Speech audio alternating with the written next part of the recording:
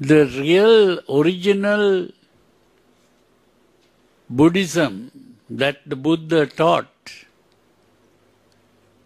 remained only 100 years. After 100 years,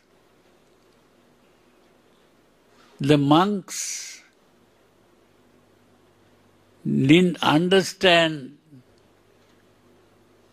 the teachings in the proper way and also didn't have the desire to practice the teachings.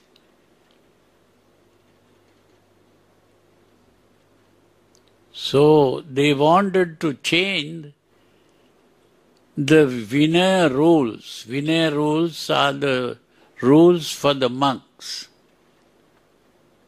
They wanted to change the rules. But there are a few senior monks who said, no, we cannot change the Vinaya rules. But they wanted to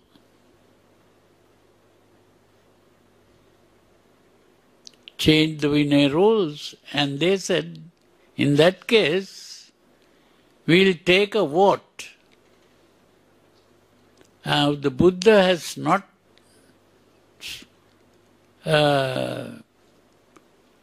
prohibited the monks from taking votes. So the senior monk said, well, if you want to take a vote, you can take a vote. And they took a vote, and what happened? Those who wanted to break the rules won. Because there were more people who wanted to change the rules than the people who wanted to maintain the rules.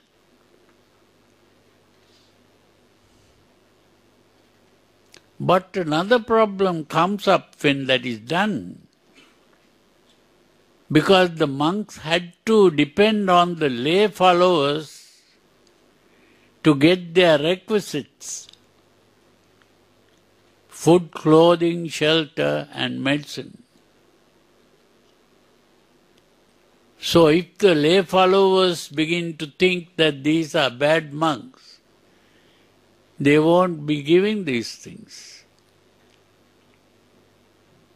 So they had to somehow give a reason why they wanted to break the rules. So there was a monk who was fairly intelligent to find a good excuse, and then he said,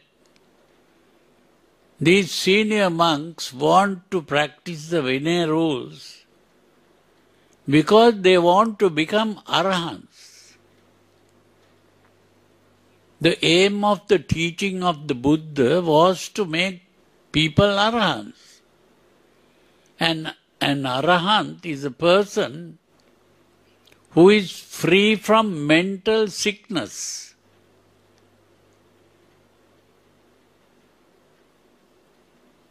So, if you want to be free of mental sickness, then you have to take the proper medicine. Now, if you go to a hospital and there are patients who are being treated for something, and the patients don't like to take that medicine, and then they take a vote, and the patients who don't want to take the medicine win in the vote, what will happen? And if they stop giving the medicine, what will happen? The similar thing happens here. If the monks don't practice the Vinaya rules, then they can't become arahants. That means they can't be healed from the mental sickness. But they said these senior monks who want to maintain the Vinaya rules want to become arahants. And becoming arahants is a selfish thing. We don't want to become arahants, we want to become Buddhas. And to become a Buddha is an unselfish thing. Because we are trying to help you people all, not just to help myself and become arahants. So those people thought, that means they want to become Buddhas, that is good, then we'll support them. You see, they couldn't understand that if these people can't practice the Vinaya rules, how can they practice the more difficult paramitas to become a Buddha?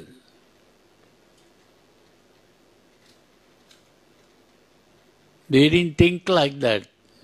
So they supported, and that is how those people who wanted to become Buddhas were called Mahayana. And those who wanted to become Arahants were called Theravada. So from that time onwards, the teaching of the Buddha gradually got lost.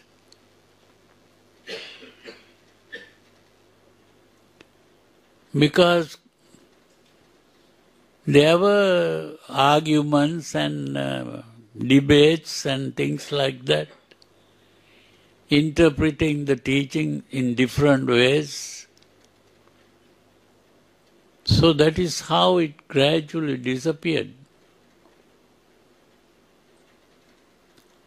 So today we have different forms of Buddhism: Theravada, Mahayana, Vajrayana, Pure Land, Zen, and all kinds of Buddhisms. So it is the time when people become interested in the real teachings of the Buddha, they should try to find out the original teachings and the meaning of the teachings of the Buddha. Very few people have devoted their time for that purpose. But fortunately, a few Western people became interested in the teachings of the Buddha, and they are the people who translated the sutras, and we still have the English translations. Yet, even those English people who translated, they had to depend on the Theravadins who preserved the original teachings in memory. One good thing that happened was they maintained the teachings in memory, although they didn't really understand what they maintained. The words were kept. And fortunate thing is that if people begin to read these sutras and try to understand.